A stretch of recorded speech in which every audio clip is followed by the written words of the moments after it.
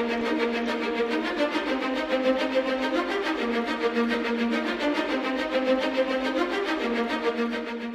adalah WBCQ, menghadirkan radio World's Last Chance kepada Anda dari Monticello, Maine, Amerika Serikat.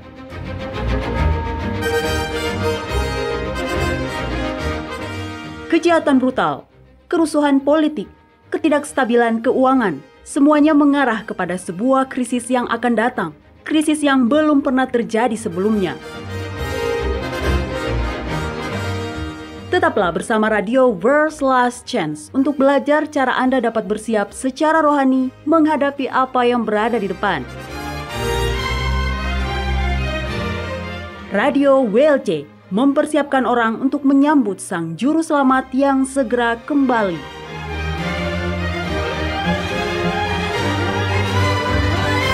Halo dan selamat bergabung di Radio World's Last Chance. Saya pembawa acara Anda, Mario Nugraha. Dan saya Doni Alexander. Terima kasih telah menjadikan kami bagian dari hari-hari Anda. Jika para pendengar sudah mendengarkan siaran-siaran kami sebelumnya, maka Anda tentu sudah tahu bahwa di WLC, kami lebih suka menggunakan nama pribadi Sang Pencipta, yaitu Yahwa atau Yah. Anda juga akan mendengar kami menyebut El atau Elohim. Kedua kata ini adalah gelar-gelar Ibrani yang mengacu pada Bapa. Nama sang anak adalah Yahusua, atau versi singkatnya yang umum digunakan adalah Yahsua. Nah Mario, Anda dapat mendengar nama Bapa terdapat di dalam nama putranya, ya kan? Iya, saya sangat menyukai nama-nama Alkitabiah. Nama-nama ini memiliki lebih banyak makna. Nah, coba dengarkan dan perhatikan nama Yahwa dalam nama-nama Alkitab ini. Hizkiah, yang berarti kekuatan dari Yahwa. Yeremia berarti yang telah ditentukan oleh Yahwa. Anaiyah berarti Yahwa telah menjawab. Ya, nama-nama itu syarat dengan makna. Yahusua berarti keselamatan dari Yahwa. Nama Sang Juru Selamat itu sendiri mengungkapkan misinya sebagai Mesias. Dia, secara harfiah, adalah keselamatan dari Yahwa. Baik, kita akan membicarakan kalimat yang baru saja Anda katakan, Doni. Keselamatan dari Yahwa. Keselamatan penuh yang tersedia melalui karunia penebusan Yahwa. Sungguh, ini adalah sebuah kabar baik. Ya benar, itu adalah sungguh sebuah kabar baik. Tapi saya pikir, kita sering tidak menganggapnya seperti itu. Kita memutarbalikannya di otak kita, menjadi sesuatu yang bukan lagi kabar baik. Kita cenderung melihat Injil sebagai sebuah nasihat yang baik, bukan kabar baik. Maksud Anda bagaimana, Doni? Oke, izinkan saya memberi Anda sebuah contoh sebagai ilustrasi. Ada sebuah drama yang berjudul Good Will Hunting di Amerika, yang dirilis pada tahun 1997. Drama ini berkisah tentang seorang petugas kebersihan yang malang bernama Will. Tapi dia sangat jenius dalam matematika. Ketika Will menjalani persidangan di pengadilan karena menyerang seorang petugas polisi, hakim setuju untuk menunda penuntutan jika Will, pertama, mau melakukan sesi konseling dengan seorang terapis. Dan kedua, mempelajari matematika tingkat lanjut dengan seorang profesor yang dihormati. Nah, karena Will dibesarkan dengan didikan yang sangat kasar, jadi meskipun dia mau mengikuti sesi terapi itu, namun dia memperlihatkan sikap curiga, marah, dan tertutup. Mungkin salah satu adegan paling emosional di seluruh film tersebut adalah saat Will memberitahu terapisnya tentang pelecehan yang dia alami saat dia bertumbuh dewasa. Sang terapis berkata kepadanya, "Itu bukan salahmu." Will semacam mengabaikannya dengan santai sambil berkata, "Saya tahu." Sang terapis itu pun mengulangi kata-katanya, "Itu bukan salahmu." Dia terus mengulangi hal ini kepada Will berulang kali, sampai kata-kata itu akhirnya mulai meresap. Emosi Will berubah-ubah selama sesi terapi itu. Di awalnya menunjukkan persetujuan yang acuh, lalu kecurigaan, amarah yang membara. Namun pada akhirnya dia menerimanya dengan patah hati dan penuh harapan. Dia mulai menangis. Itu benar-benar adegan yang mengharukan. Ya, kedengarannya seperti itu. Tapi bagaimana film drama ini terkait dengan Injil? Maksud saya, selain pesan yang sudah jelas tadi bahwa itu bukan salah Will. Melalui cara Will menanggapi kabar baik dari sang terapis itu, Will memikul semua beban itu ke sana kemari. Dia menyalahkan dirinya sendiri. Kabar baik datang kepadanya saat sang terapis itu berkata bahwa itu bukan kesalahannya. Dia tidak bisa mempercayainya. Dia tidak bisa memikirkan fakta bahwa dia bisa melepaskan beban emosional yang berat itu. Bahwa itu bukan salahnya, dan tidak pernah menjadi salahnya. Namun terapis ini, seorang pria yang dia hormati, mengatakan hal yang sebenarnya bahwa itu bukan salahnya. Nah, saya melihat orang-orang Kristen bersikap dengan cara yang sama ini terhadap Injil. Dengan cara bagaimana, Doni? Injil adalah kabar baik. Faktanya, kata Injil sendiri diartikan sebagai pesan yang baik atau menyenangkan. Injil adalah sesuatu yang membuat kita bersuka cita. Seluruh pesan Injil diringkas dalam kitab Yohanes pasal 3 ayat 16. Karena begitu besar kasih Yahwa akan dunia ini, sehingga ia telah mengaruniakan anaknya yang tunggal, supaya setiap orang yang percaya kepadanya tidak binasa, melainkan beroleh hidup yang kekal. Iya, kitab Roma pasal 6 ayat 23 adalah ayat lain yang mencakup keseluruhan kabar baik Injil. Di situ dikatakan, sebab upah dosa ialah maut, tetapi karunia Yahwa ialah hidup yang kekal dalam Kristus Yahusua, Tuhan kita. Ya, ayat itu juga bagus. Karunia Yahwa adalah pengampunan dosa dan hidup yang sesuai dengan kehidupan Yahwa. Itu kabar baik. Orang Kristen sudah seharusnya menjadi orang-orang yang paling bahagia di dunia. Benar. Kita seharusnya dipenuhi dengan sukacita, sebuah kegembiraan yang besar. Namun, khotbah-khotbah dan publikasi-publikasi Kristen berfokus pada apa? Kabar baik yang luar biasa ajaib ini bahwa Yahwa telah memberikan sebuah anugerah terbesar yang mencakup segalanya dan yang perlu kita lakukan hanyalah menerimanya. Sulit untuk mengiyakannya, Doni. Terlalu sering ini berfokus pada hal-hal kecil, seperti apa pakaian yang pantas untuk wanita Kristen yang saleh, apa yang harus kita tonton, apa yang sebaiknya tidak kita tonton, apa yang harus kita makan, apa yang tidak boleh kita makan. Dan semakin konservatif orang Kristen, maka Anda akan semakin banyak menemukan fokus-fokus seperti itu. Setidaknya begitulah pengalaman saya. Saya dibesarkan dalam keluarga Kristen yang sangat konservatif. Ya, saya tahu apa yang Anda bicarakan, Doni. Saya dan istri saya punya seorang sahabat yang berasal dari Argentina. Dia berkata bahwa ada seorang penatua di gereja lamanya yang akan berdiri di depan pintu gereja saat pertemuan jemaat dilakukan. Dan jika ada seorang wanita datang dan dia merasa bahwa wanita itu tidak mengenakan pakaian dalam, maka dia akan menyuruh wanita itu pulang. Dia tidak akan membiarkannya masuk. Ada serius, Mario? Ya, begitulah yang teman saya katakan. Dan pada suatu kali, ada seorang wanita yang berkunjung dari Brasil yang datang ke gereja itu. Dan pria itu yakin bahwa wanita ini tidak memakai pakaian dalam. Jadi sang penatua itu pun tidak mengizinkannya masuk. Jadi, apa yang wanita itu lakukan? Nah, wanita itu menaikkan roknya sehingga garis pinggangnya terlihat untuk membuktikan bahwa dia pada faktanya memakai stocking. Sahabat saya ini menceritakannya dengan rasa kagum sambil berkata bahwa para wanita Brasil sangat perkasa. Ya, saya rasa begitu. Ya, dan contoh yang nyeleneh ini menggambarkan maksud Anda tadi, Doni.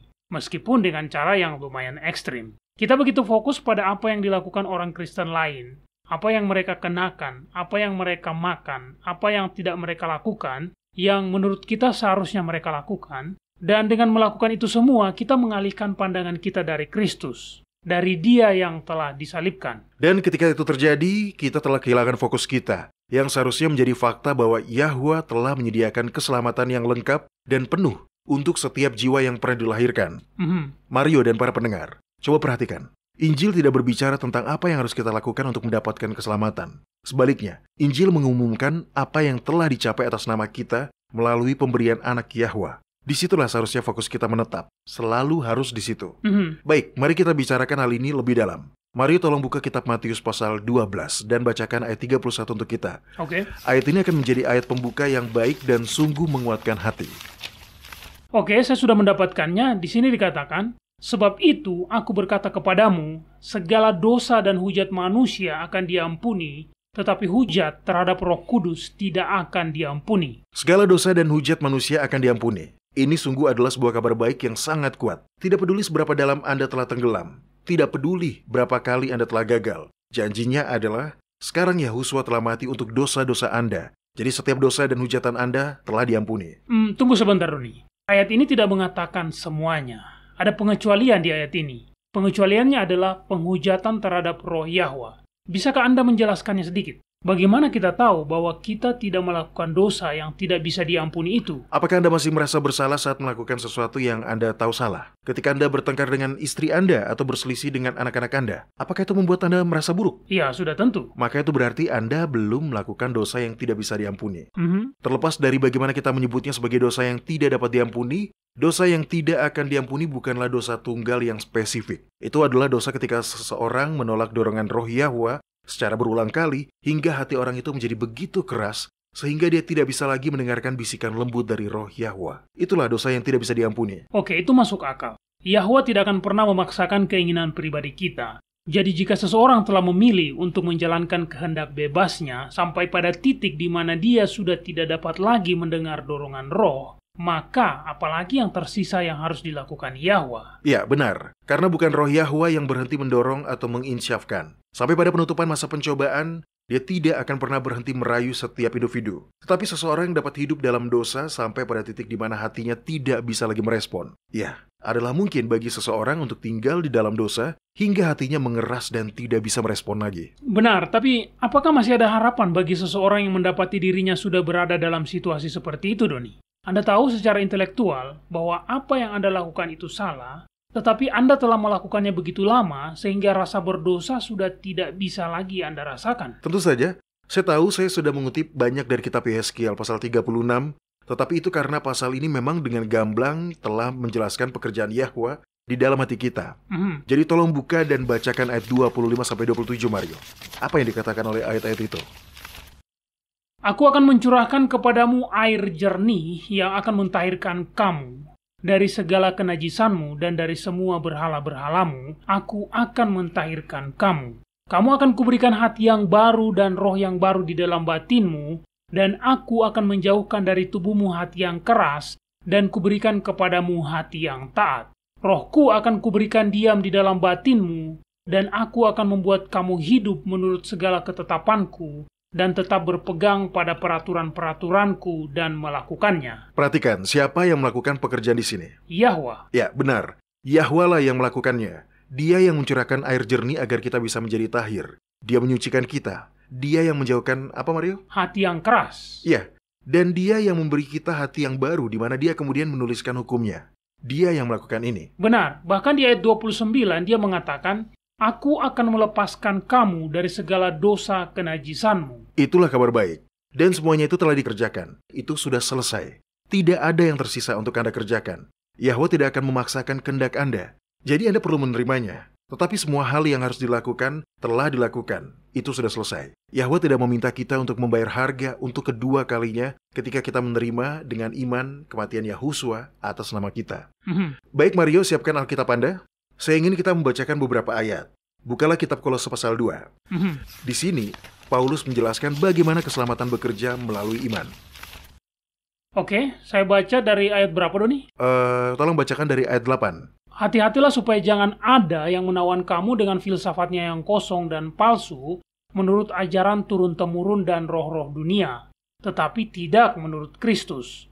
Sebab dalam Dialah berdiam secara jasmania seluruh kepenuhan keilahian, dan kamu telah dipenuhi di dalam Dia.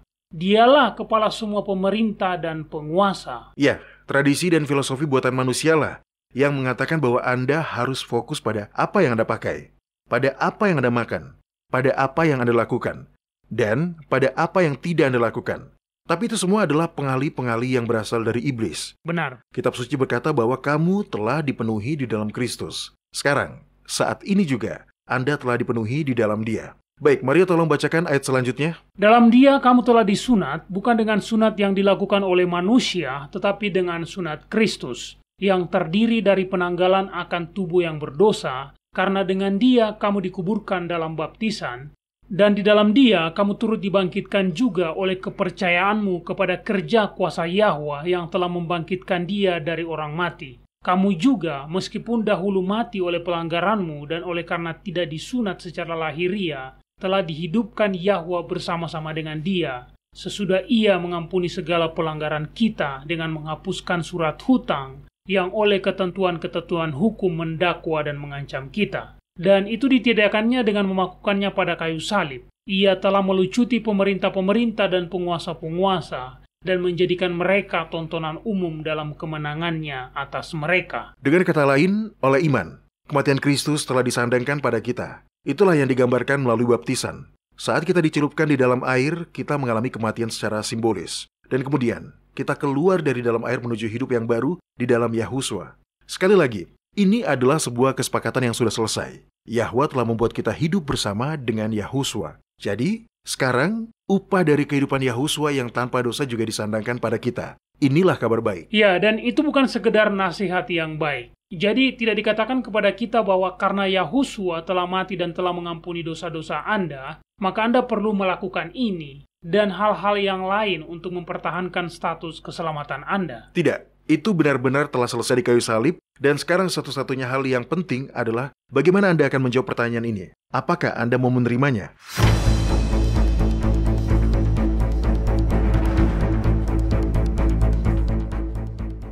Anda mendengarkan radio World's Last Chance di WBCQ yang mengudara pada gelombang 31 meter di frekuensi 9330 kHz. Radio World's Last Chance mempersiapkan orang untuk menyambut Sang Juru Selamat yang segera kembali.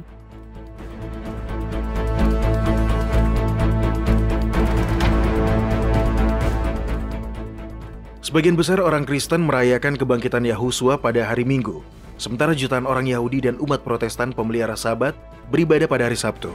Tapi apakah Anda tahu alasannya? Sejarah, arkeologi, dan astronomi menegaskan bahwa baik hari Sabtu maupun hari Minggu tidak ada di dalam kalender Julian, kalender yang digunakan pada zaman Kristus. Konsekuensi dari fakta ini adalah sangat besar. Ini berarti bahwa Yahusua tidak mungkin dibangkitkan pada hari Minggu. Dan demikian pula hari Sabtu modern, itu sudah pasti bukan sahabat yang Alkitabiah. Yahusua dibangkitkan pada hari pertama di sebuah minggu, tetapi hari itu bukan hari Minggu. Kebangkitan terjadi pada hari pertama dalam sebuah minggu dalam perhitungan kalender lunisolar Alkitab. Namun banyak orang Kristen telah mengabaikan fakta ini. Untuk mengetahui kapan perubahan hari ibadah yang luar biasa ini terjadi, buka worldslastchance.com. Klik pada ikon radio WLC, lalu pilih bahasa Indonesia dan gulir ke bawah. Carilah episode yang berjudul Tipu Daya Konstantin untuk mempelajari kapan perubahan hari ibadah umat Kristen terjadi. Episode yang berjudul Hari Sabtu bukanlah hari Sabat yang sebenarnya dan orang-orang Yahudi mengetahuinya akan menjelaskan kapan dan mengapa umat Yahudi berhenti beribadah pada hari Sabat Alkitab. Pelajarilah fakta-fakta sejarah ini karena hari di mana Anda beribadah itu adalah penting.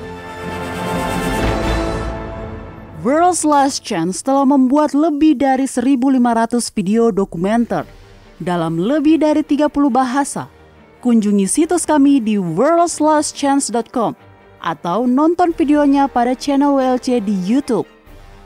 Video-video dokumenter baru tentang berbagai topik penting terus dirilis sepanjang waktu. Mulailah menontonnya dan pelajarilah kebenaran selama Anda masih memiliki kesempatan di worldslastchance.com.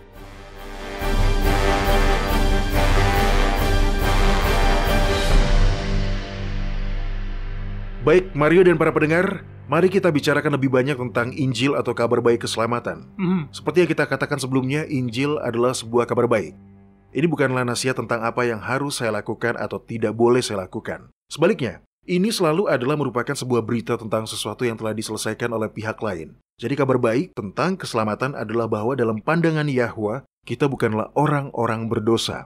Ketika Yahusua mati di kayu salib karena dosa-dosa kita, Dia mati menggantikan kita. Ini berarti dosa kita sudah diselesaikan. Kematiannya telah disandangkan pada kita. Dan kita berdiri di hadapan Yahwa seolah-olah kita tidak pernah berdosa. Benar, Doni. Saya suka dengan pembedaan ini. Sebuah nasihat memberitahu Anda apa yang harus Anda lakukan, sementara sebuah berita memberitahu Anda apa yang sudah selesai dilakukan. Ya, dan tema ini diulangi di seluruh kitab Perjanjian Baru. Tetapi kita terlalu sibuk mengkhawatirkan selumbar yang ada di mata saudara-saudari kita, sehingga kita tidak menerimanya. Dan tindakan mengkritik selumbar di mata saudara-saudari kita ini menciptakan balok di dalam mata kita sendiri. Ya, tepat Mario. Oke, tolong buka kitab Efesus pasal 1 dan bacalah ayat 3-6. Oke. Saya menyukai pasal ini. Ayat-ayat ini sangat menginspirasi iman. Baiklah, tunggu sebentar.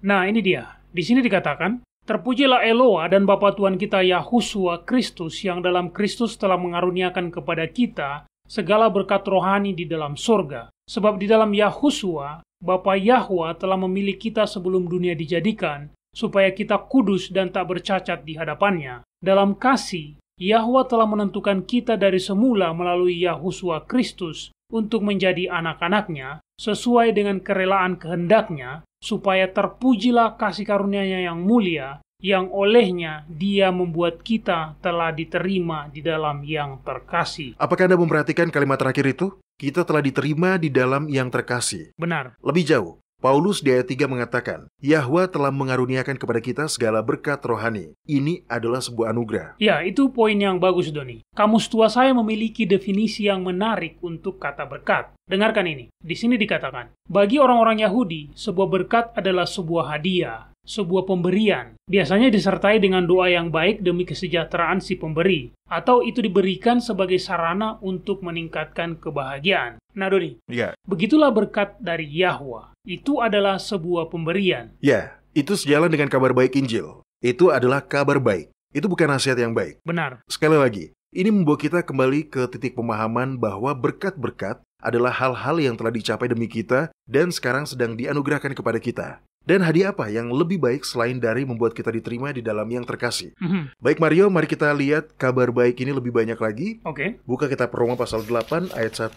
Jika kita memfokuskan pikiran kita pada kabar baik ini, maka kita tidak akan memiliki keinginan atau kecenderungan untuk mencari kesalahan dalam perjalanan rohani orang lain. Benar, saya suka ini. Di sini dikatakan, demikianlah sekarang tidak ada penghukuman bagi mereka yang ada di dalam Kristus Yahusua, yaitu mereka yang tidak hidup menurut daging, tetapi menurut roh. Tidak ada penghukuman. Mungkin Anda telah berjuang untuk mengatasi beberapa keinginan rahasia atau beberapa dosa tersembunyi dan tidak peduli berapa kali Anda telah mencoba untuk mengatasinya. Anda tetap jatuh ke dalam dosa tersebut berulang kali. Ya, saya pikir kita semua memiliki area seperti itu dalam kehidupan kita. Jadi, hanya masalah waktu saja saat kita sudah terlalu lelah atau terlalu stres, dan kita pun akhirnya menjadi mangsa empuk godaan setan. Dan ketika itu terjadi, rasa bersalah yang Anda rasakan akan sangat besar. Anda mulai merasa bahwa sepertinya Anda tidak bisa lagi datang kepada Yahwa dan meminta pengampunannya. Kemudian setan merayap masuk dan menyarankan Anda agar tidak kembali dan meminta pengampunan sampai Anda membuat diri Anda menjadi lebih baik. Ya, dan itu mustahil. Kita tidak bisa membuat diri kita menjadi lebih baik dengan usaha kita sendiri. Ya, memang tidak bisa Mario.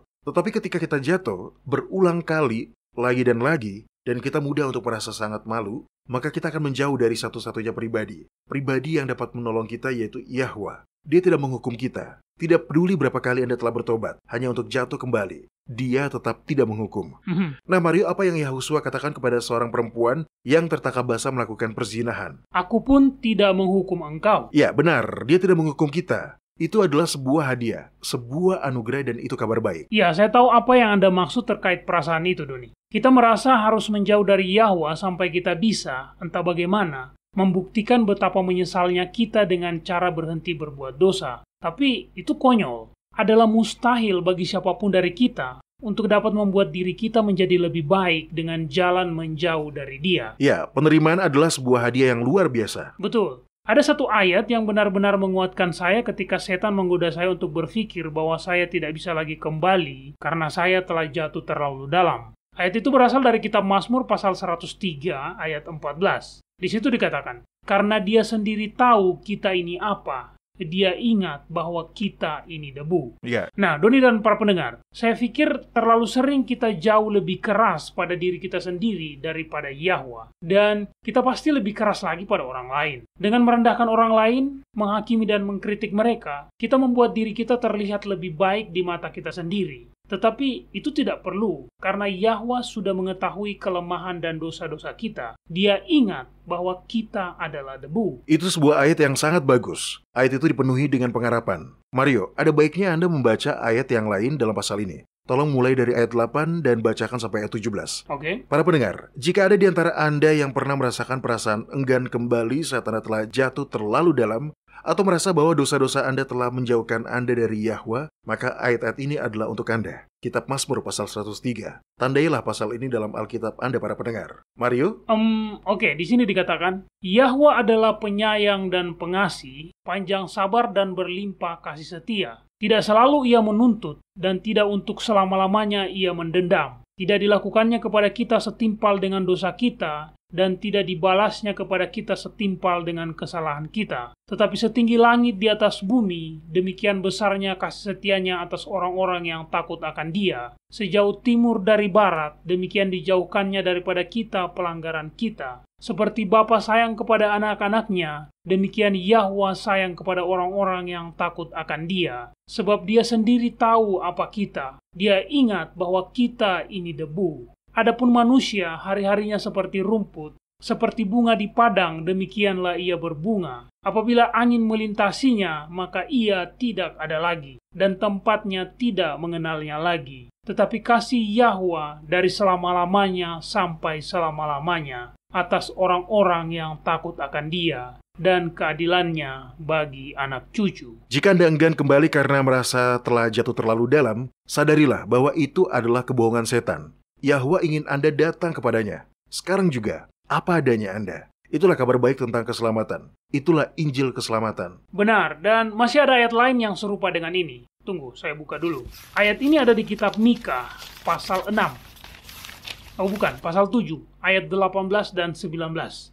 Dengarkan ini. Di sini dikatakan, siapakah Eloa seperti engkau, yang mengampuni dosa dan yang memaafkan pelanggaran dari sisa-sisa miliknya sendiri, yang tidak bertahan dalam murkanya untuk seterusnya, melainkan berkenan kepada kasih setia.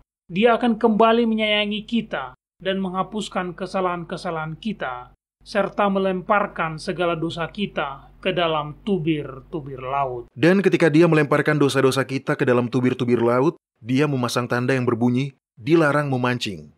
Iya, karena semua yang Yahwa tuntut dari kita agar dapat diselamatkan, semuanya, sampai ke detail yang paling kecil, telah diselesaikan dalam pribadi anaknya, Yahuswa. Benar. Kita tahu bahwa kematian Yahuswa telah menutupi dosa-dosa masa lalu kita. Dan umat Kristen di seluruh dunia menyanyikan lagu pujian tentang pengampunan Yahwa. Dan juga lagu tentang kuasa dalam darah Sang Juru Selamat. Dan itu tentu adalah kabar baik. Tetapi itu belum semuanya. Upah dari jasa darah Yahuswa telah menutupi dosa-dosa kita. Dan kita dapat berdiri di hadapan Yahwa seolah-olah kita tidak pernah berdosa. Tetapi upah dari kehidupannya yang tanpa dosa juga telah disandangkan pada kita. Jadi ketika Yahwa melihat kita, dia melihat sebuah kehidupan dengan ketatan yang sempurna. Benar, dan itulah yang dimaksud Paulus dalam kitab Efesus pasal 6 ayat 1. Ketika dia berkata bahwa kita telah diterima di dalam yang terkasih. Tepat, kesempurnaan karakter Kristus disandangkan pada kita saat ini. Ketaatannya yang sempurna, dikopi dan ditempelkan pada kita. Mario dan para pendengar, ingatlah hal ini. Anda tidak harus mencoba dan mendamaikan diri Anda dengan Yahwa. Dia sudah melakukannya untuk Anda. Mari kita lihat kitab Roma pasal 5. Tolong buka dan baca ayat 6-11. Mario, ayat-ayat ini menjelaskannya dengan indah. Karena waktu kita masih lemah, Kristus telah mati untuk kita orang-orang durhaka pada waktu yang ditentukan oleh Yahwa. Sebab tidak mudah orang mau mati untuk orang yang benar, tetapi mungkin untuk orang yang baik ada orang yang berani mati. Akan tetapi Yahwa menunjukkan kasih-Nya kepada kita, oleh karena Kristus telah mati untuk kita ketika kita masih berdosa. Lebih-lebih, karena kita sekarang telah dibenarkan oleh darah-Nya, kita pasti akan diselamatkan dari murka Yahwa. Sebab jikalau kita, ketika masih seteru, diperdamaikan dengan Yahwa oleh kematian anaknya, lebih-lebih kita yang sekarang telah diperdamaikan, pasti akan diselamatkan oleh hidupnya. Dan bukan hanya itu saja, kita malah bermegah dalam Yahwa melalui Yahuswa Kristus Tuhan kita, sebab oleh Dia kita telah menerima pendamaian itu. Ini adalah ayat-ayat yang penting. Ayat-ayat ini menjelaskan bahwa karunia keselamatan, pendamaian yang telah dilakukan di dalamnya termasuk menyandangkan kehidupan Kristus yang tanpa dosa pada diri kita juga. Iya, jadi kita tidak hanya berdiri di hadapan Yahwa dalam kondisi kosong,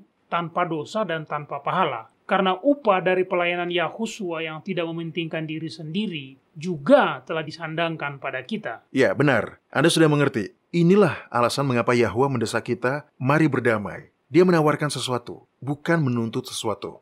Sekali lagi, Injil tidak berbicara tentang apa yang harus kita lakukan untuk mendapatkan keselamatan. Tapi Injil mengumumkan apa yang telah dicapai atas nama kita melalui pemberian anak Yahwa. Begitu kita memahami konsep ini, kita akan berhenti membandingkan diri kita dengan orang lain dan tetap fokus pada Kristus, pembuat dan penyempurna iman kita. Benar, dan saya perhatikan pada diri saya sendiri, pemahaman pada hal ini memberikan efek melunakkan hati saya. Ketika kita berhenti memandang Yahwa sebagai pendisiplin yang keras, yang menunjuk-nunjuk dengan jarinya pada kita, dan sebaliknya, kita mulai melihatnya sebagai Bapa yang penuh kasih, dengan lengan yang terbuka lebar, tatapan lembut yang penuh kasih. Itu meluluhkan hati kita yang keras dan selalu memberontak. Kita menjadi sangat bersyukur. Iman kita kemudian diperkuat untuk menerima pemberian dan anugerah yang Dia tawarkan. Ya, benar. Rencana keselamatan lebih dari sekedar rencana penebusan. Rencana penebusan menyelamatkan kita dari dosa. Rencana keselamatan memulihkan dalam diri kita citra ilahi yang rusak atau hilang saat Adam terjatuh. Ketika kita menerima anugerah ini, Yahwa membebaskan kita dari rasa bersalah. Dia mematahkan kuasa dosa atas kita. Apakah Anda mengkhotbahkan kesempurnaan, Doni? Bukan kesempurnaan manusia, bukan. Kita masih memakai tubuh yang berdosa, yang terkena dampak dosa, yang terakumulasi selama 6.000 tahun. Jadi saya mengkhotbahkan kesempurnaan Kristus. Kesempurnaannya adalah milik kita, dan itu semua adalah pemberian gratis. Itu adalah sebuah anugerah. Perbuatan itu dilakukan oleh Yahwa dan kita menerimanya dengan iman. Baik, saya ingin menutup segmen ini dengan sebuah janji yang terdapat di dalam kitab Yeremia pasal 31 ayat 31-34. Tolong bacakan untuk kita, Mario. Sesungguhnya akan datang waktunya, demikianlah firman Yahwa, aku akan mengadakan perjanjian baru dengan kaum Israel dan kaum Yehuda, bukan seperti perjanjian yang telah kuadakan dengan nenek moyang mereka pada waktu aku memegang tangan mereka untuk membawa mereka keluar dari tanah Mesir. Perjanjianku itu telah mereka ingkari, meskipun aku menjadi Tuhan yang berkuasa atas mereka. Demikianlah firman Yahwa. Tetapi beginilah perjanjian yang akan kuadakan dengan kaum Israel sesudah waktu itu. Demikianlah firman Yahwa. Aku akan menaruh Tauratku dalam batin mereka dan menuliskannya dalam hati mereka. Maka aku akan menjadi Eloa mereka dan mereka akan menjadi umatku. Dan tidak usah lagi orang mengajar sesamanya atau mengajar saudaranya dengan mengatakan, kenallah Yahwa, sebab mereka semua, besar kecil, akan mengenal aku. Demikianlah firman Yahwa. Sebab aku akan mengampuni kesalahan mereka dan tidak lagi mengingat dosa-dosa mereka. Sekarang izinkan saya bertanya kepada Anda, Mario. Jika Yahwa tidak mengingat sesuatu, apakah itu ada? Tidak ada. Jika sesuatu tidak ada dalam pikiran Yahwa, maka sesuatu itu tidak akan pernah ada dimanapun. Begitu pula dengan dosa-dosa kita. Dan itulah anugerah keselamatan dan kabar baik dari apa yang telah diselesaikan.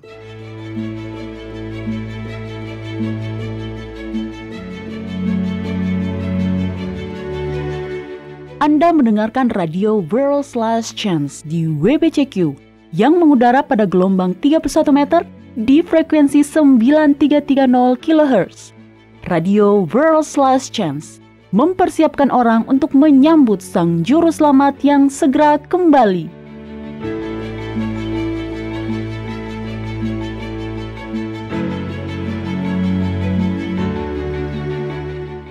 Kerinduan setiap orang Kristen sejak Yahusua terangkat ke surga adalah melihat dia datang kembali dalam awan kemuliaan.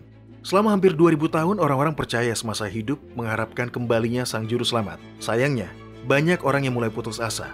Untungnya, nubuatan-nubuatan Nabi Daniel mengungkap di mana posisi kita dalam alur sejarah kehidupan ini. Kitab Daniel pasal 12 bahkan mengungkap urutan kejadian dari peristiwa-peristiwa akhir zaman. Itu bukan hanya sekedar sebuah catatan sejarah masa lalu. Sebaliknya, pasal ini telah mengungkapkan bahwa kita saat ini telah hidup pada masa kesukaran. Jika Anda ingin membaca dan mempelajari lebih lanjut tentang nubuatan menarik ini, kunjungi situs web kami di worldslastchance.com. Kami memiliki banyak artikel tentang nubuatan Alkitab. Masa depan tidak harus menjadi sebuah misteri. Surga ingin Anda mengetahuinya, sehingga Anda bisa berjaga-jaga dan mempersiapkan diri. Kunjungilah kami hari ini di worldslastchance.com.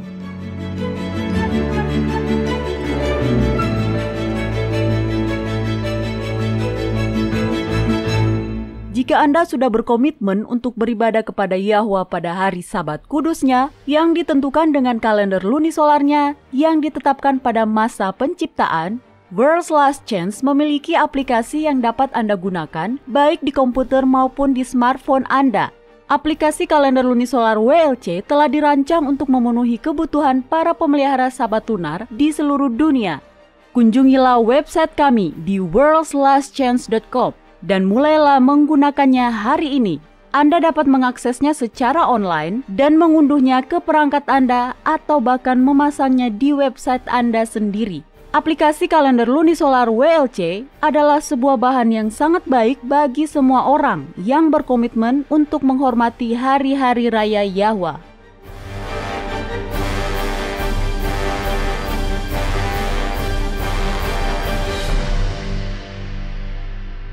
Baik, pertanyaan dalam kotak surat harian kita pada hari ini datang dari Libya. Saya pikir ini adalah pertanyaan pertama kita dari Libya. Ya kan, Doni? Iya, saya rasa juga begitu, Mario. Tahukah Anda bahwa pemerintah Libya menyediakan rumah atau apartemen gratis untuk semua pasangan yang baru menikah? Sungguh? Wah, itu sangat menyenangkan. Saya berharap mereka mau melakukannya di sini.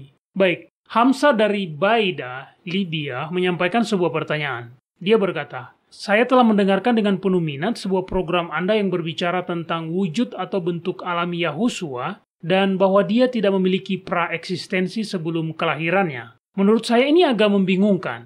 Jika dia adalah makhluk ciptaan, bagaimana dia bisa menjadi juru selamat kita? Terima kasih atas pertanyaan Anda, Hamzah. Saya bisa memahami mengapa Anda bingung, tetapi kebingungan Anda berasal dari kesalahpahaman. Yahusua tidak diciptakan. Adalah benar bahwa dia tidak ilahi. Dia juga tidak memiliki kehidupan prainkarnasi sebelum kelahirannya. Ajaran-ajaran seperti ini adalah buah dari doktrin Tritunggal yang sesat. Tunggu, Doni. Saya ingin menambahkan informasi sedikit di sini. Bagi Anda yang belum memiliki kesempatan untuk mempelajari bahwa doktrin Trinitas atau Tritunggal berasal dari agama berhala kuno, dan bahwa ajaran Tritunggal ini barulah muncul ratusan tahun kemudian, dan tidak pernah menjadi bagian dari doktrin umat Kristen Apostolik, maka Anda dapat mempelajarinya lebih lanjut di situs web kami. Kami punya beberapa artikel tentang masalah ini. Ajaran ini layak untuk dipelajari karena ajaran salah ini sudah tersebar begitu luas. Tetapi ajaran ini dapat dengan mudah dibantah menggunakan Alkitab. Baik Doni, silakan dilanjutkan. Saya hanya ingin menambahkan informasi itu. Setiap orang perlu mempelajari topik itu sendiri secara pribadi. Oke, tidak masalah Mario. Itu bagus, Anda benar. Setiap orang perlu mengetahui kebenaran. Karena kesalahan doktrin Trinitas membawa serta banyak kesalahan lain juga. Dan itulah yang menyebabkan Hamzah menjadi kebingungan. Sekali lagi, Yahusua tidak ilahi. Tetapi itu tidak berarti bahwa dia diciptakan. Dia persis seperti yang dikatakan kitab suci. Dia diperanakan. Itu benar. Kitab suci berulang kali menyebut dia sebagai anak tunggal Yahwa. Jadi, jika demikian, apakah tepat untuk menyebut Yahusua sebagai juru selamat? Tentu. Dan terlepas dari itu semua, dia memang menjalani kehidupan yang sempurna. Dia berserah diri sepenuhnya pada kehendak Bapanya. Dia menyerahkan nyawanya untuk kita. Dia adalah juru selamat kita. Tetapi yang tidak boleh kita lupakan adalah bahwa melalui itu semua, juru selamat tertinggi kita adalah Yahwa sendiri. Benar. Apakah Anda ingat apa yang Abraham katakan pada Ishak ketika Ishak bertanya, di mana anak domba untuk korban bakaran? Elohim akan menyediakan anak domba. Ya, tetapi secara khusus jika kita membaca kitab Kejadian pasal 22 ayat 8, kata demi kata, di situ dikatakan, anakku, Elohim akan menyediakan sendiri seekor domba. Nah, dengan kata lain, Yahwa lah yang menyediakan anak domba untuk menghapus dosa dunia. Jadi di tingkat tertinggi, Yahwa sendiri adalah juru selamat kita. Oke, coba buka kitab Mazmur pasal 74 ayat 12. Apa yang dikatakan di situ, Mario? Di sini dikatakan, Engkau, ya Elohim, adalah rajaku dari zaman purbakala yang melakukan penyelamatan di atas bumi. Maria bahkan lebih belak-belakan lagi. Dalam kitab Lukas pasal 1, kita membaca nyanyian sukacitanya setelah dia diberitahu bahwa dia akan melahirkan Mesias. Dalam ayat 46 dan 47 dia berkata, jiwaku memuliakan Yahwa, dan hatiku bergembira karena Elohim juru selamatku. Oke Mario, sekarang buka kitab 2 Samuel pasal 22, dan baca ayat 47. Ini adalah Mazmur Daud yang dia nyanyikan setelah berperang dengan para raksasa Filistin. Dia mengakui kuasa dan kekuatan Yahwa. Apa yang dia katakan di sana? Yahwa hidup. Terpujilah gunung batuku, dan ditinggikanlah kiranya Eloa gunung batu keselamatanku. Jadi, sekali lagi, di titik puncak, Yahwa adalah juru selamat kita. Yahusua sepenuhnya manusia, tetapi dia tidak jatuh ke dalam dosa. Dia sama seperti Adam sebelum kejatuhan, dan dia diperanakan. Dia adalah anak tunggal Yahwa. Itu indah. Itu perbedaan penting yang cenderung kita abaikan. Baiklah, pertanyaan nomor berikutnya. Paula di Malaga, Spanyol, mengirimkan pertanyaan. Saya belum pernah mendengar tentang Malaga. Betulkah? Ada hampir 1 juta orang di dalamnya dan Malaga adalah salah satu kota tertua di dunia. Kota ini didirikan hampir 3.000 tahun yang lalu, Doni. Wow, saya baru tahu itu, Mario. Oke, jadi apa pertanyaannya, Paula? Dia berkata, saya telah diberitahu bahwa Yahwa membatasi kekuatan setan. Sejujurnya, melihat dunia di sekitar kita, terkadang tidak terlihat seperti itu sama sekali. Apakah benar bahwa Yahwa memang membatasi kekuatan iblis? Dan jika demikian, dengan cara bagaimana dia melakukannya? Itu sebuah pertanyaan yang baik. Ya, saya pikir juga begitu. Dan jika kita dapat mengenali waktu-waktu mana saja Yahwa menahan setan, itu dapat meningkatkan iman kita untuk terus bertahan. Jadi, berbicara secara spesifik, bagaimana cara-cara yang digunakan Yahwa untuk membatasi kekuatan iblis? Mari kita mulai dengan melihat ayat yang menarik dalam kitab 2 Korintus pasal 4. Tolong bacakan ayat 3 dan 4, Mario. Baik, di sini dikatakan, jika Injil yang kami beritakan masih tertutup juga, maka ia tertutup untuk mereka yang akan binasa, yaitu orang-orang yang tidak percaya, yang pikirannya telah dibutakan oleh ilah zaman ini. Sehingga mereka tidak melihat cahaya Injil tentang kemuliaan Kristus yang adalah gambaran Yahwa.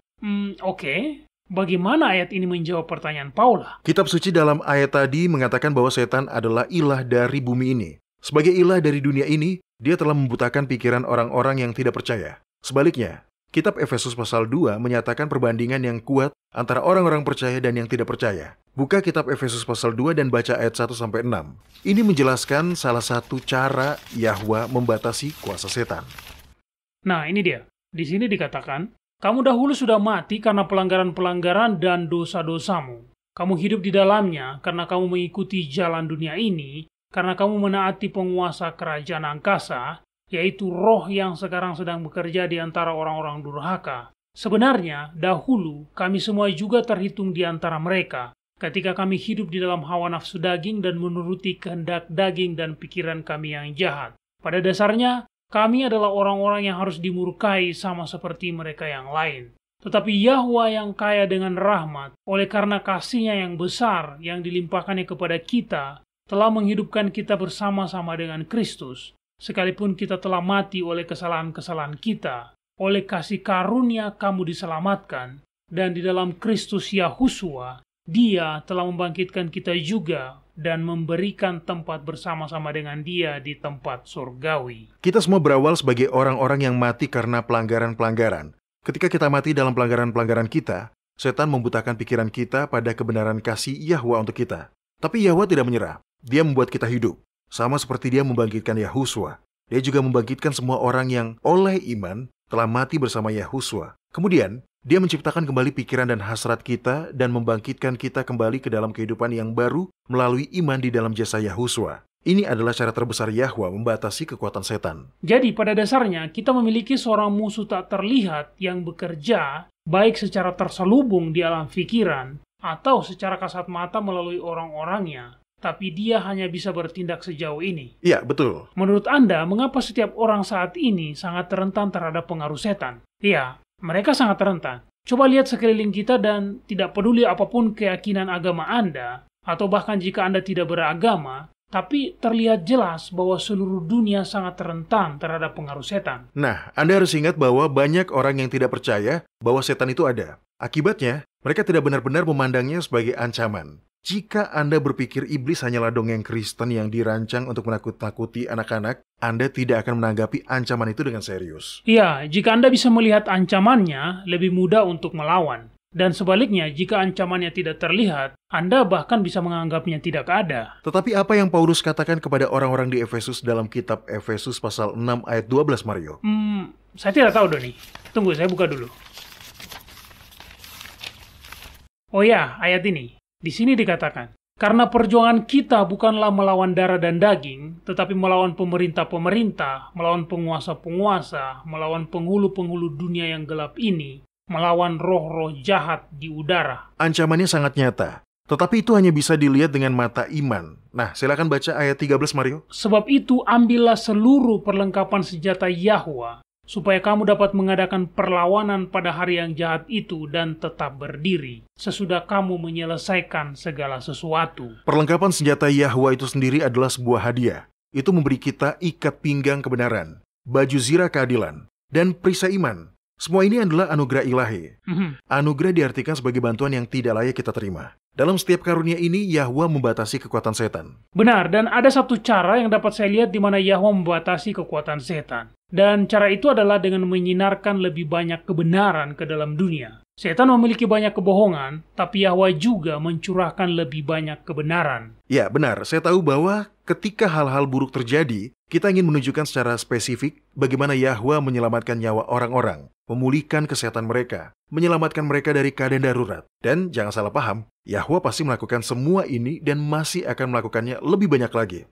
Tetapi cara terbesar Dia dalam membatasi kekuatan jahat adalah dengan menghancurkan kekuatan setan atas individu tersebut. Nah, kita hidup di akhir zaman. Pesan untuk orang-orang di Laodikia adalah juga berlaku untuk kita. Kita celaka, dan sengsara, dan miskin, dan buta, dan telanjang. Kita membutuhkan segalanya. Jadi bagaimana bunyi undangan Yahwa? Aku menasihatkan engkau supaya engkau membeli daripadaku emas yang telah dimurnikan dalam api, agar engkau menjadi kaya, dan juga pakaian putih supaya engkau memakainya, agar jangan kelihatan ketelanjanganmu yang memalukan, dan lagi minyak untuk melumas matamu supaya engkau dapat melihat. Ketika kita menerima undangan untuk membeli emas yang telah dimurnikan dalam api, yaitu iman Kristus yang telah dicoba sampai di tingkat tertinggi, ketika kita menerima pakaian putih dari kebenaran Yahusua yang memampukan kita untuk berdiri di hadapan Yahwa seolah-olah kita tidak pernah berdosa, ketika kita menerima minyak untuk melumas mata kita yang merupakan karunia untuk memahami hal-hal rohani, maka kekuatan setan tidak hanya terbatas, tapi runtuh. Dan hal ini akan mempengaruhi setiap bidang kehidupan kita. termasuk masalah duniawi seperti pekerjaan-pekerjaan kita, mata pencarian kita, kesehatan kita. Dan intinya pada semua hal di mana kita memerlukan perlindungan dari kuasa setan. Betapa mulianya Eloa yang kita layani. Baiklah para pendengar, jika Anda memiliki pertanyaan, silakan sampaikan kepada kami. Kami sungguh ingin mendengarnya. Kunjungi saja worldslastchance.com, pilih bahasa Indonesia dan klik hubungi kami. Kami selalu senang mendengar umpan balik dari para pendengar kami di seluruh dunia. Dan saya pribadi menikmatinya karena saya juga belajar banyak dari pertanyaan-pertanyaan Anda. Jadi silakan kirim pesan-pesan Anda kepada kami, klik saja hubungi kami di worldslastchance.com. Anda menyukai apa yang Anda dengar? Kunjungi situs kami di worldslastchance.com untuk mendengarkan episode-episode lain dari program radio kami. Radio World's Last Chance mempersiapkan orang untuk menyambut Sang Juru Selamat yang segera kembali.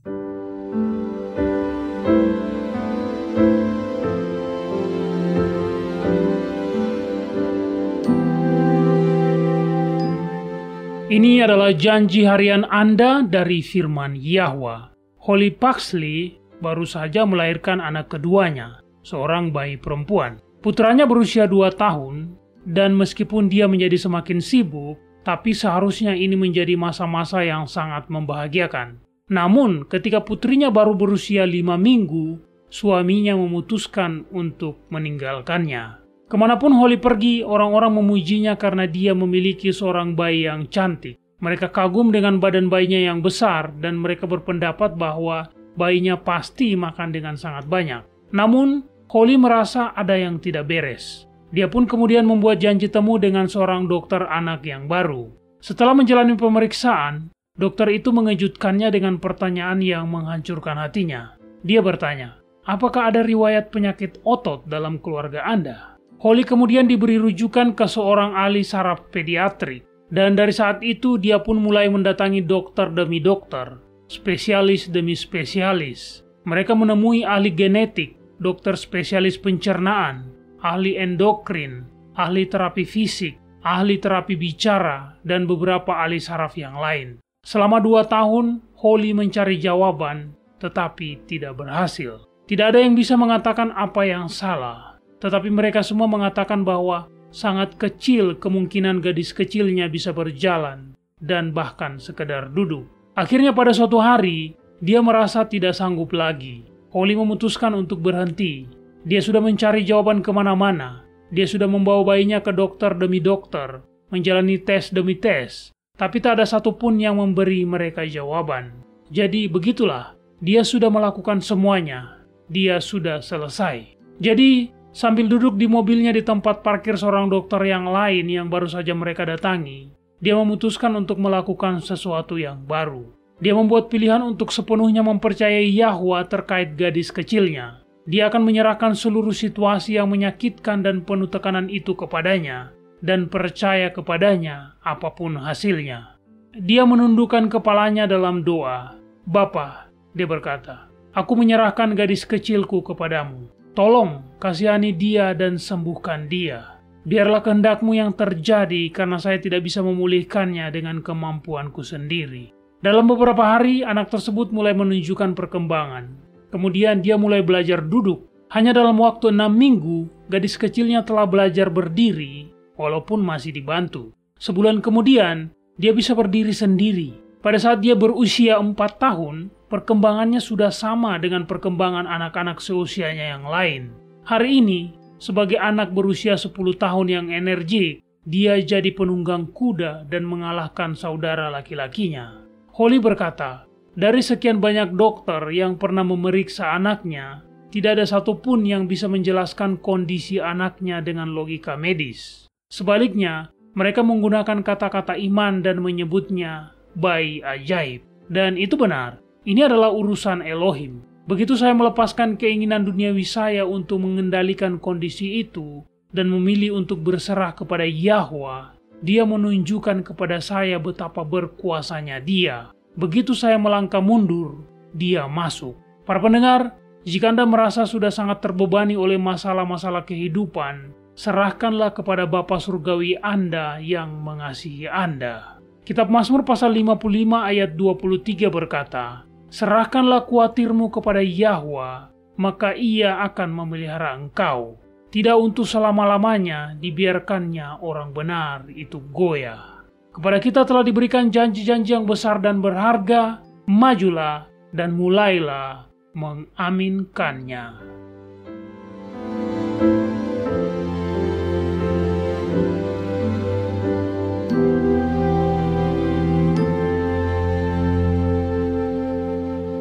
World's Last Chance berdedikasi untuk mempersiapkan orang menyambut Sang Juru Selamat yang segera kembali.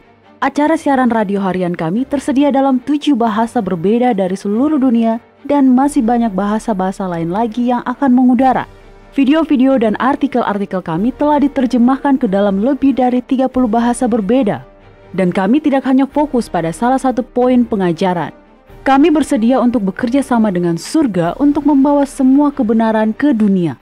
Artikel-artikel dan video-video kami mencakup berbagai topik-topik penting pada pertumbuhan dan pembangunan dari perjalanan kekristenan.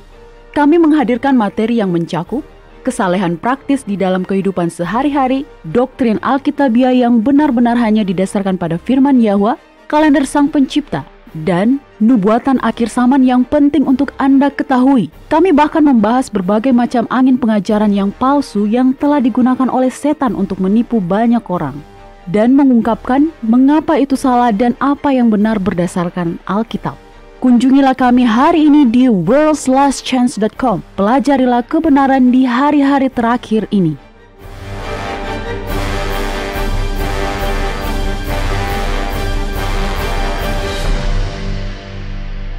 Baik, Doni, saya harus mengatakan bahwa saya benar-benar diberkati dengan diskusi kita hari ini. Banyak program radio kita serta artikel kita di situs web yang membahas tentang nubuatan dan peristiwa-peristiwa yang akan terjadi di akhir zaman. Saya tumbuh besar mendengarnya karena ibu saya sangat menyukai nubuatan dan dia mau mengajari kami anak-anaknya. Terus terang, dan ini yang menjadi masalahnya, saya selalu menganggap nubuatan-nubuatan itu agak menakutkan. Begitu banyak hal buruk yang akan terjadi. Begitu banyak orang yang akan mati dalam 7 tula terakhir, dan meskipun hari ini pemahaman saya tentang nubuatan telah berkembang dalam beberapa tahun terakhir, nubuatan masih menggambarkan hari-hari yang suram di masa depan. Ya, benar Mario. Nubuatan menakutkan bagi banyak orang. Tapi ya, mau bagaimana lagi Mario? Kita sedang berbicara tentang akhir dunia, hari kiamat. Benar, Doni. Tapi Anda mengatakan sesuatu sebelumnya yang membuat saya memahami topik ini secara utuh. Anda berkata, Injil tidak berbicara tentang apa yang harus kita lakukan untuk mendapatkan keselamatan, tapi Injil mengumumkan apa yang telah dicapai atas nama kita melalui pemberian anak Yahwa. Ya, betul sekali. Nah sekarang, dengan pemahaman itu, hari-hari ke depan tidak akan menakutkan lagi. Saya jadi teringat dengan salah satu ayat Alkitab favorit saya.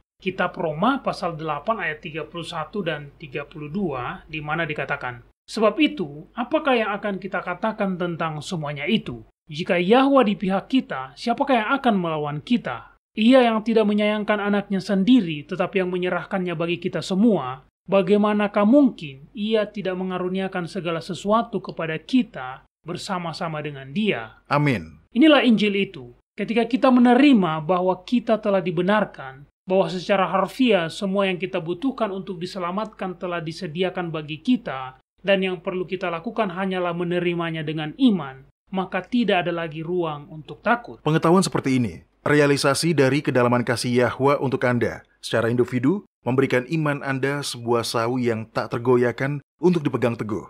Jadi, Anda benar Mario. Baik dalam hal pengampunan dosa masa lalu, kemenangan atas godaan saat ini, atau bahaya fisik atau rohani di hari-hari mendatang, di dalam semua itu, Anda dapat mempercayai Yahwa untuk menolong Anda. Mario dan para pendengar, Dia tidak akan mengorbankan putranya sendiri. Dia tidak akan menjalankan seluruh rencana penebusan yang mahal ini jika Dia tidak bersedia melakukan apapun yang diperlukan untuk membuat Anda melewati semua rintangan yang ada di depan. Benar, begitulah yang saya pikirkan hari ini. Karena jujur saja, ya, hari-hari mendatang penuh bahaya. Ada banyak bahaya secara fisik, kelaparan dan minimnya pasokan air minum di bawah sangkakala pertama dan kedua. Ditambah penyakit sampar dan penyakit yang menyertai kelaparan dan kehausan. Benar, dan nubuatan mengungkapkan bahwa akan ada gempa bumi, asteroid, dan seterusnya. Kemudian tentu saja ada invasi iblis yang dinubuatkan dalam kitab Wahyu pasal 9.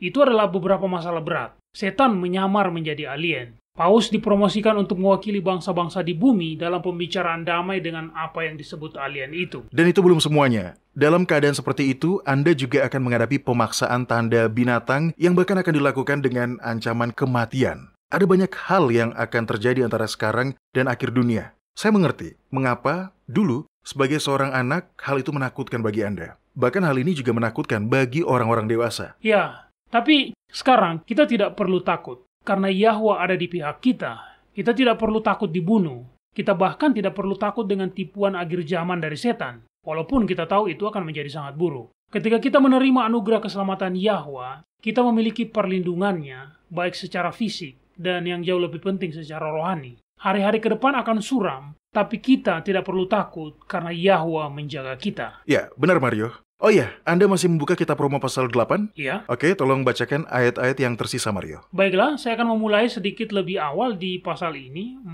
mulai dari ayat 26. Di sini dikatakan, demikianlah juga Roh membantu kita dalam kelemahan kita, sebab kita tidak tahu bagaimana sebenarnya harus berdoa, tetapi Roh sendiri berdoa untuk kita kepada Yahwa dengan keluhan-keluhan yang tidak terucapkan. Dan Yahwa yang menyelidiki hati nurani mengetahui maksud Roh itu, yaitu bahwa ia sesuai dengan kehendak Yahwa berdoa untuk orang-orang kudus. Kita tahu sekarang bahwa Yahwa turut bekerja dalam segala sesuatu untuk mendatangkan kebaikan bagi mereka yang mengasihi Dia, yaitu bagi mereka yang terpanggil sesuai dengan rencana Yahwa. Itu indah. Jika Anda merasa bahwa Anda butuh sesuatu, jika Anda menginginkan pertolongan Yahwa, tetapi Anda berjuang untuk mengungkapkannya dengan kata-kata, maka Roh Yahwa ada di sana. Bahkan dalam keadaan seperti itu, Anda tidak perlu takut. Bapa Surgawi Anda bahkan akan memberikan Roh-Nya untuk membantu Anda berdoa untuk memohonkan apa yang Anda butuhkan. Baik, sekarang kita lanjutkan pada inti masalahnya. Silakan baca selanjutnya, Mario. Inilah yang kita semua perlu ingat. Sebab itu, apakah yang akan kita katakan tentang semuanya itu? Jika Yahwa di pihak kita, siapakah yang akan melawan kita? Dia yang tidak menyayangkan anaknya sendiri, tetapi yang menyerahkannya bagi kita semua. Bagaimanakah mungkin ia tidak mengaruniakan segala sesuatu kepada kita bersama-sama dengan Dia? Siapakah yang akan memisahkan kita dari kasih Kristus? Penindasan, atau kesesakan, atau penganiayaan, atau kelaparan, atau ketelanjangan, atau bahaya, atau pedang? Tapi dalam semuanya itu, kita lebih daripada orang-orang yang menang, oleh Dia yang telah mengasihi kita. Sebab aku yakin bahwa baik maut maupun hidup, baik malaikat-malaikat maupun pemerintah-pemerintah, baik yang ada sekarang maupun yang akan datang, atau kuasa-kuasa, baik yang ada di atas maupun yang ada di bawah, atau sesuatu makhluk lain, tidak akan dapat memisahkan kita dari kasih Yahwa yang ada dalam Kristus Yahusua, Tuhan kita. Para pendengar, apapun yang Anda butuhkan, Yahwa akan menyediakannya. Harta surgawi tersedia bagi semua orang yang menerima anugerah keselamatan. Jadi jangan menunggu, kembalilah kepada Bapa dan terimalah keselamatan hari ini. Dia menunggu dengan tangan terbuka lebar untuk menerima semua orang yang datang kepadanya. Iya, kitab Yohanes pasal 6 ayat 37 adalah sebuah janji yang kita semua bisa klaim. Di situ dikatakan, semua yang diberikan Bapa kepadaku akan datang kepadaku, dan barang siapa datang kepadaku, ia tidak akan kubuang. Jadi, datanglah kepada Yahwa. Dia memiliki segala yang diperlukan untuk menolong Anda melewati segala rintangan. Baik para pendengar, bergabunglah kembali bersama kami besok. Sampai jumpa dan ingat, Yahwa mengasihi Anda dan Dia aman untuk dipercaya.